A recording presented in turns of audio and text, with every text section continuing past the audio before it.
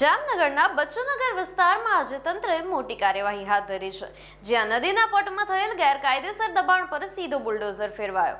નમસ્કાર, હું છું અંજલિ રાવલ અને તમે જોઈ રહ્યા છો ન્યૂ ભારત ન્યૂઝ। જામનગર મહાનગરપાલિકા દ્વારા ગેરકાયદેસર દબાણ સામે કડક કાર્યવાહી કરવામાં આવી છે। શહેરના બચ્ચુનગર વિસ્તારમાં નદીના પટમાં બનાવવામાં આવેલ ઇમામખાનાએ એસ્ટેટ શાખા દ્વારા તોડી પાડવામાં આવ્યું છે। માહિતી મુજબ નદીના પટમાં આ માળખું ગેરકાયદેસર રીતે બનાવવામાં આવ્યું હતું, જેને લઈને અગાઉથી નોંધ લેવામાં આવી હતી।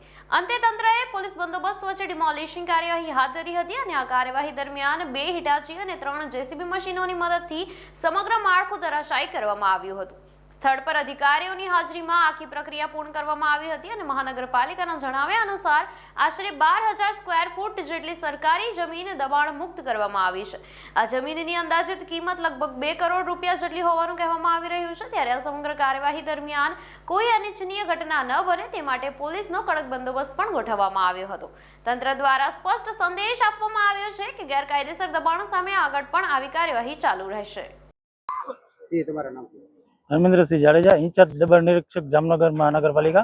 માન્ય કમિશનર સાહેબની સૂચનાથી વોર્ડ નંબર 10 આવેલ બચ્ચુનગરમાં એક વાઘેર સમાજની વાડી આશરે 12,000 ફૂટ જેટલી જગ્યામાં એની અંદાજિત કિંમત જોવા જાય તો 2 કરોડની આસપાસ થાય છે। પોલીસ બંદોબસ્ત સાથે રાખી અને જામનગરની એસ્ટેટ ટીમને સાથે રાખી અને તોડવાની કામગીરી તે ચાલુ છે।